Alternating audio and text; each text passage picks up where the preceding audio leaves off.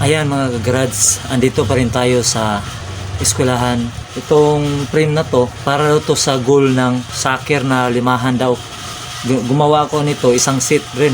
So, pat na frame ng ganito, yun. Yun. Ito yun, pang-apat to. Naka-notching yan lahat, 45 degrees ang ating mga pipe. Pipe 2 inches diameter, schedule 80 at saka schedule 40. So kung magustuhan nyo ang video na to at bago ka pa lang sa channel ko, please huwag nyo pong kalimutan mag-like, share, comment at click yung subscribe button at notification bell para updated po kayo sa mga bagong videos ko po. Sa lahat ng mga subscriber ko po, maraming salamat po sa inyong lahat mga kagrads sa walang sawa nyong pagsuporta sa channel ko. So kung ang hanap mo basic welding tutorial, ang channel na to ay fit po para sa inyo. Okay? Ito yung welding machine na ginamit ko dito. Yung brand. Ito ay transformer type na welding machine. At yung output niya ay hanggang sa 305 o 305. Connected yan diretso sa circuit breaker. So siniting ko sa 70 amperes. Itong welding machine na ito. Yun yung tunog niya. Magandang gamitin. Napakagandang gamitin itong welding machine na ito.